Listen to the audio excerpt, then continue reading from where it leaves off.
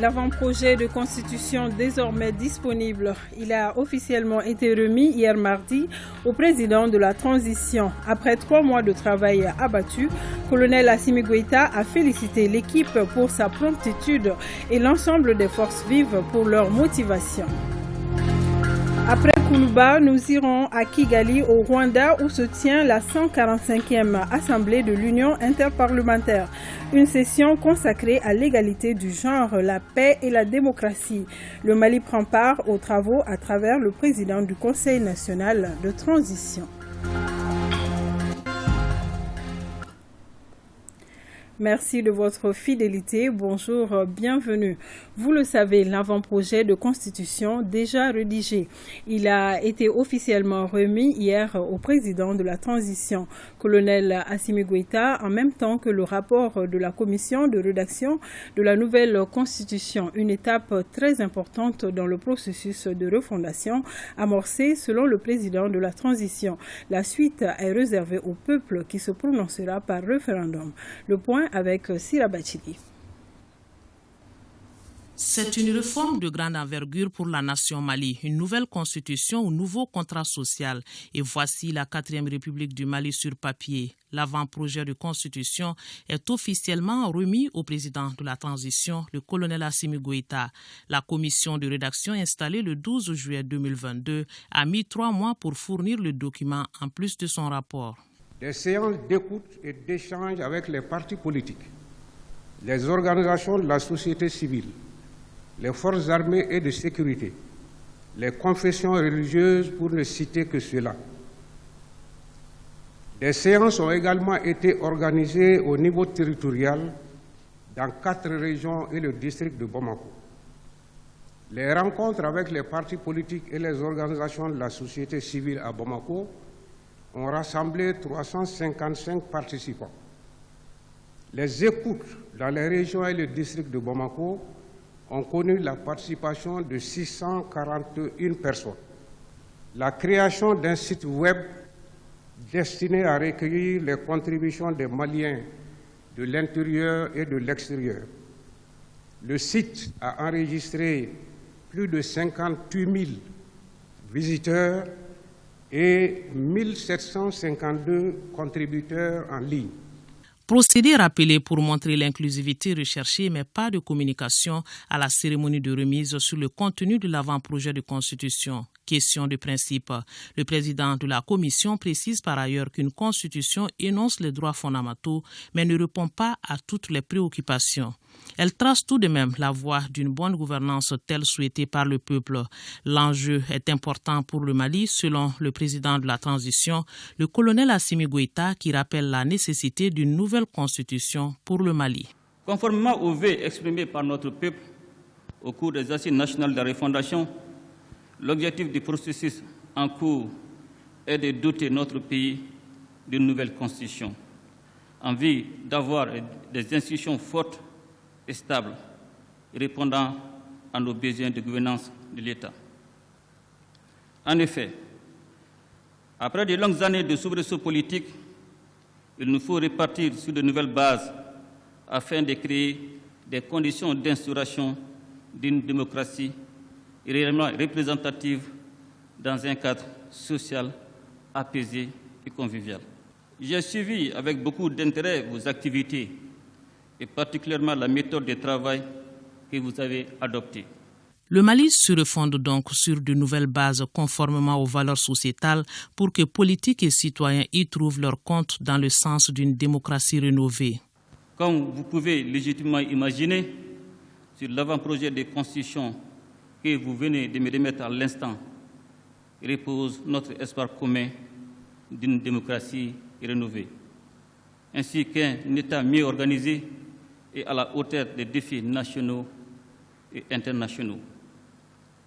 Ceci suppose à la fois un jeu politique équilibré dont les règles sont clairement définies et l'émergence d'un État qui doit être fort sans écraser les citoyens. Tout ceci devrait en définitive tenir compte de nos valeurs sociétales et les objectifs de refondation de l'État. Nous devons, à travers une nouvelle constitution, sceller un nouveau contrat social à même d'assurer l'inclusion totale de l'ensemble des forces vives et l'utilisation de tous les talents dans une optique de compétition politique saine et de justice sociale. Le président de la transition a félicité les membres de la commission pour le travail accompli et en un temps record. À l'ensemble des Maliens, le colonel Assimi Goïta a adressé ses remerciements pour avoir compris les enjeux et participé massivement au processus avant de communiquer sur la suite. La remise de l'avant-projet de la nouvelle constitution ne constitue qu'une étape du processus, car prochainement, c'est le peuple souverain qui sera appelé en référendum pour se prononcer sur le document. En adoptant la nouvelle constitution, c'est l'acte juridique de fondation du Malikoura que le peuple aura souverainement pris. Ensemble, nous ferons le Malikoura, qu'Allah bénisse le Mali et protège les Maliens. Un Malikoura après 3 constitutions, la première république du 22 septembre 1960, caractérisée par le Parti uni des fêtes, la deuxième du 2 juin 1974 avec le Parti unique de droit et la troisième du 25 février 1992. Le peuple décidera d'ouvrir la page 4 de l'histoire du Mali démocratique par référendum. Et justement, le président de la Commission nationale de rédaction de la Constitution était l'invité du 20h hier soir pour donner plus de précisions sur le processus. Professeur Fousséni Samaké était interrogé par Salimata Dao. Les innovations, les changements qui ont été introduits sont extrêmement importants. Si nous prenons d'abord la forme, la Constitution ou l'avant-projet de Constitution comporte au total 195 articles. Par comparaison, la première Constitution, celle de 1960, comportait 52 articles. La Constitution de 1974, 81 articles. Et la Constitution de 92, 122 articles. Nous sommes dans l'avant-projet à 195 articles qui aujourd'hui se situent un peu dans la moyenne des constitutions africaines et cet accroissement s'explique par la complexité en fait du monde, la multiplication des acteurs ainsi que des grandes problématiques. Sur le fond, et c'est là que nous avons les innovations les plus importantes. Au niveau de l'État et de la souveraineté, il y a l'affirmation claire du caractère unitaire de l'État malien, ce qui suppose qu'il n'est pas question, au regard de l'affirmation de l'État unitaire, que nous ayons un État fédéral. Ça, c'est très clair. Deuxièmement, nous avons, les consultations l'ont montré, un problème avec les langues. Langue nationale, langue officielle, et beaucoup d'intervenants ont abordé ces questions. Nous avons en tout cas dans la Constitution procédé à adopter, disons, une formule un peu dynamique par rapport aux langues nationales et par rapport aux langues d'expression officielle. Ensuite, il y a un élément important qui est l'objet de controverses dans notre pays, c'est la question de la laïcité.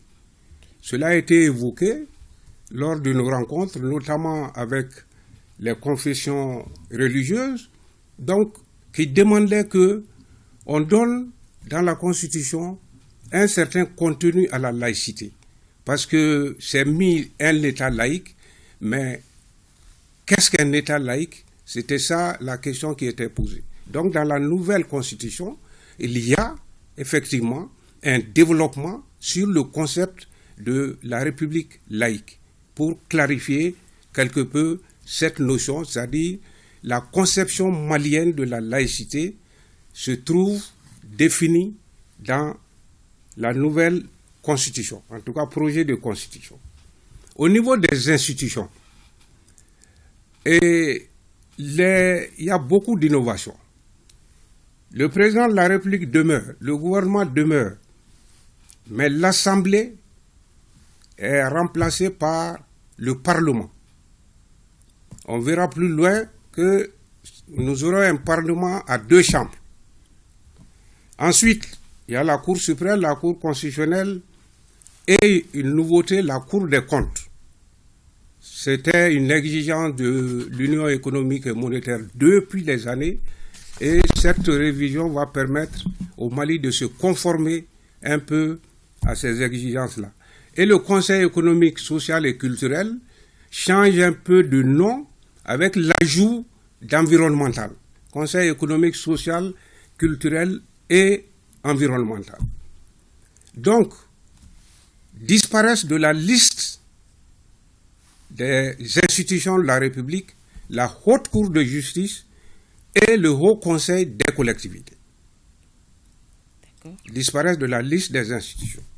En ce qui concerne le pouvoir exécutif, il y a des changements majeurs, notamment dans la distribution des pouvoirs entre le président de la République et le Premier ministre. Vous savez, dans la Constitution actuelle, on dit que c'est le gouvernement qui détermine la politique de la nation. Avec la nouvelle Constitution, c'est le président de la République qui détermine la politique de la nation, le gouvernement qui conduit la politique de la nation.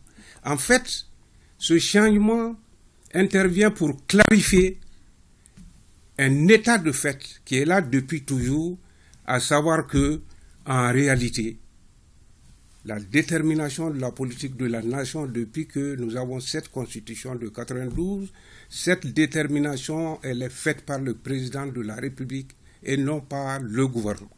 Il s'agit donc, en réalité, de mettre fin à une sorte de fiction juridique pour revenir à des réalités en disant clairement que la politique de la nation est déterminée par le président de la République, ce qui le responsabilise totalement en ce qui concerne, évidemment, la réussite ou la non-réussite des politiques qui seront mises en œuvre. Ensuite, il y a la limitation pour le gouvernement du nombre des ministres. Cela a été demandé plusieurs fois, qu'il faut limiter le nombre de membres du gouvernement. Dans la Constitution, il est inscrit que ce nombre ne peut dépasser 29. Ce nombre ne peut dépasser 29, quelle que soit leur dénomination. Sur le pouvoir législatif, le Parlement, qui comprenait une seule chambre, Assemblée nationale, va comprendre 2 chambres. Première chambre, toujours Assemblée nationale, et il y aura une autre chambre qui s'appelle le Haut Conseil de la Nation, qu'on appelle ailleurs Sénat. Nous n'avons pas la formule Sénat, nous avons adopté une autre appellation qui s'appelle, donc, qui est cette appellation, le Haut Conseil de la Nation, qui est donc la 2e chambre à côté de l'Assemblée nationale. Ensuite, c'est ces 2 chambres qui vont voter les lois et elles pourront se réunir en commun et dans ce cas, cette réunion prendra le nom de congrès. Et dans certains cas, c'est extrêmement important. Alors, les rapports entre le Parlement et le gouvernement également connaissent des modifications. Suite au fait que la détermination de la politique de la nation revient dorénavant au président de la République. Donc, la conséquence du point de vue juridique à tirer de ça, c'est que le Parlement ou l'Assemblée ne pourra plus renverser le gouvernement. Et, en sens inverse, le président de la République ne pourra plus dissoudre l'Assemblée nationale. Ça, c'est la conséquence du choix optionnel qui a été opéré, comme je l'ai expliqué plus haut.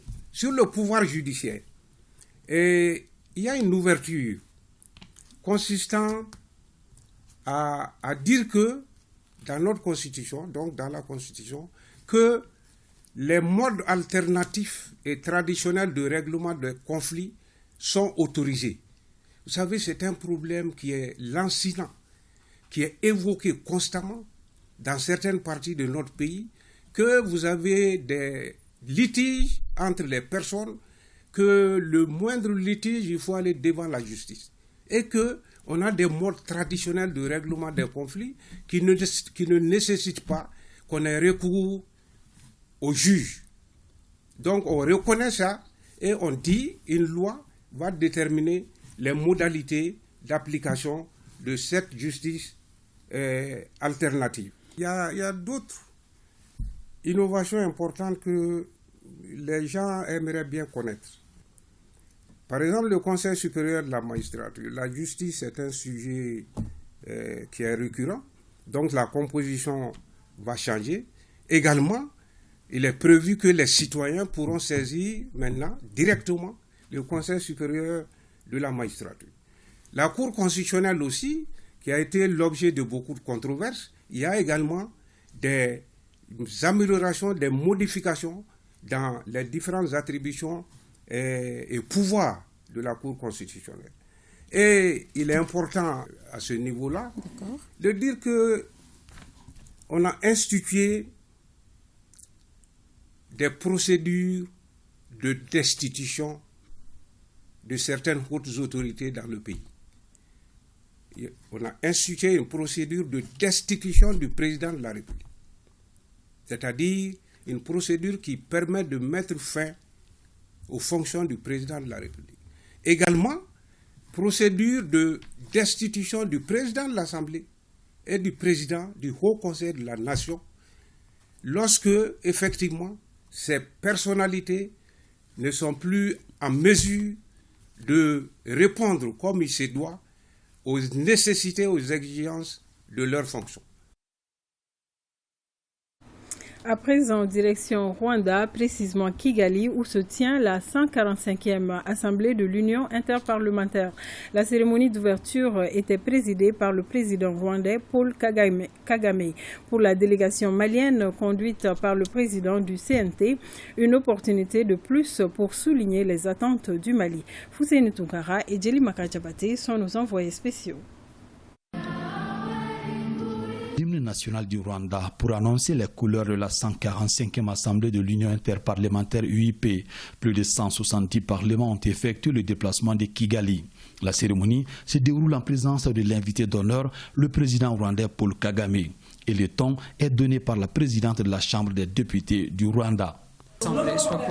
L'Union interparlementaire s'assure qu'il y ait une dimension parlementaire dans la coopération internationale, la gouvernance mondiale et dans la résolution des principaux problèmes internationaux. Les objectifs premiers de l'UIP sont la paix et la démocratie. Ce rendez-vous des parlements du monde entier que Kigali a abrité durant cette semaine aborde le thème égalité des sexes et parlement sensible au genre. Dans son intervention, l'actuel secrétaire général de l'UIP est revenu sur les raisons qui justifient cette pensée à la gente féminine. À cette assemblée, nous demanderons comment nous pouvons accélérer les progrès pour faire en sorte que toutes les femmes et toutes les filles bénéficient de manière égale de leurs droits et de leurs libertés. L'attente des parlementaires au terme de cette rencontre de haut niveau et qui prône la démocratie parlementaire est grande. L'attente, c'est que cette assemblée soit réussie et que les débats soient fructueux. Ça permet de nous enrichir des connaissances des autres et également de véhiculer nos idées.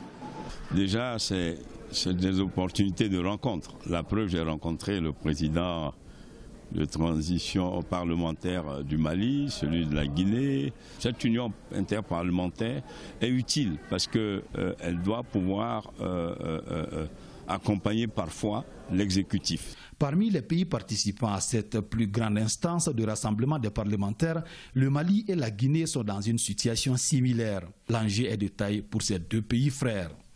Ces genres de rencontres sont des opportunités pour présenter par nous-mêmes ce que notre pays est et ce que nos pays sont en train de traverser en termes de réalisation, de défis, d'opportunités, de menaces et de risques. Pour moi, c'est fondamental. Au-delà de tous ces débats qui se dérouleront nous aurons l'occasion et l'opportunité d'échanger entre nous, présidents des parlements.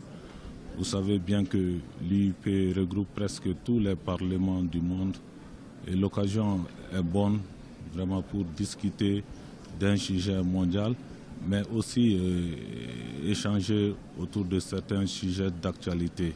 Mieux, cette tribune est aussi une occasion pour la délégation malienne de communiquer largement sur la situation de notre pays. Le Mali au sujet, au cœur même de l'actualité internationale.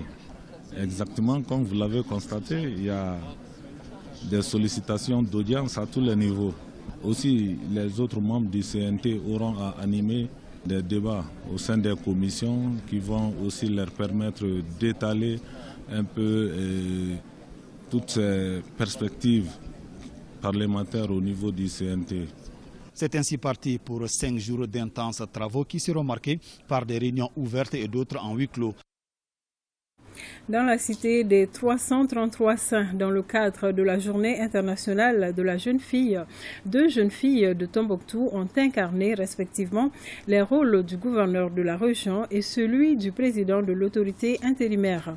Une simulation qui vise à montrer l'audace des filles à pouvoir occuper les postes de responsabilité. Reportage Najim Babassissé, Maouloud Tandina.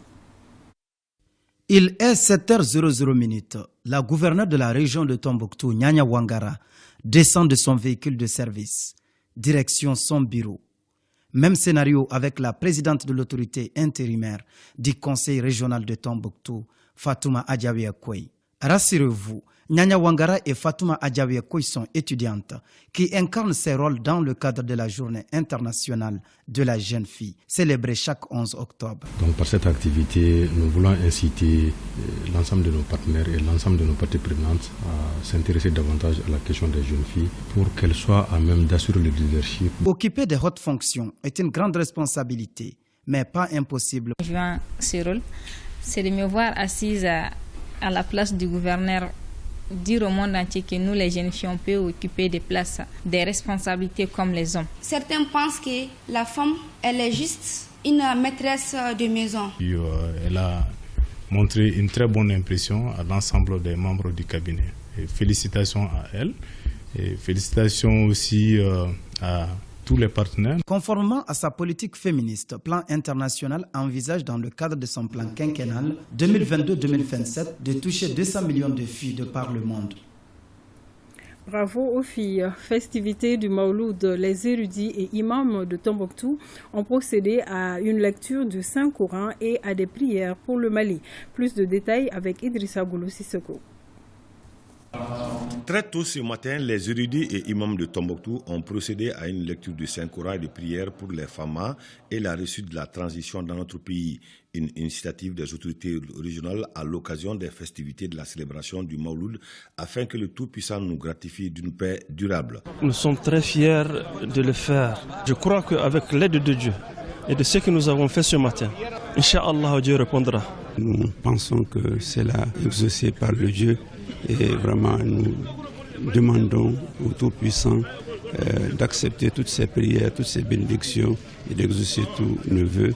Cette séance s'est déroulée au gouvernorat de Tombouctou en présence des chefs de services régionaux et des légitimités traditionnelles.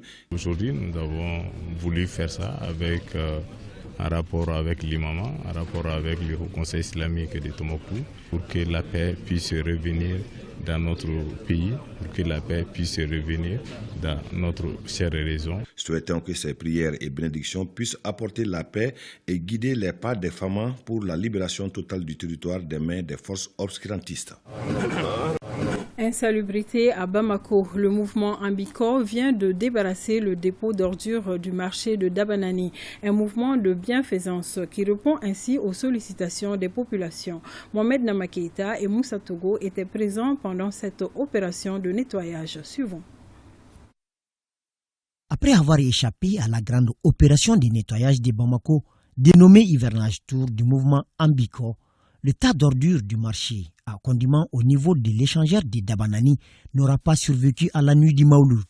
Et pour cause. Le mouvement Ambiko a été trop sollicité pour ce cas. Beaucoup de gens nous ont envoyé le message Ils sont passés au bureau même. Le mouvement Ambiko adresse un message aux autorités, c'est de chercher des endroits pour que la population puisse déposer les ordures là-bas. Et un autre message, ça c'est à la population, car le boulevard n'est pas fait pour le dépôt des ordures. Si cet tas d'immondices indésirable n'est pas tombé du ciel, son évacuation est une bénédiction pour ses voisins. Ça a été un grand soulagement pour moi de voir les machines à l'œuvre ici, d'évacuation des ordures. Le bienfait n'est jamais perdu. À l'endroit de tous ceux qui œuvrent pour nous débarrasser de ces ordures, particulièrement au mouvement Ambiko qui se bat farouchement pour assainir ces lieux. Il faut le dire, ces ordures étaient devenues un véritable casse-tête pour nous. Convaincu que le gouvernement à lui seul ne saura résoudre toutes les urgences, le mouvement Ambiko entend poursuivre ses actions de solidarité à travers le pays et invite ainsi chacun à apporter sa pierre dans la construction du Mali Croix. Une initiative à saluer et c'est tout pour cette édition. Merci de nous avoir suivis. Bonne suite du programme.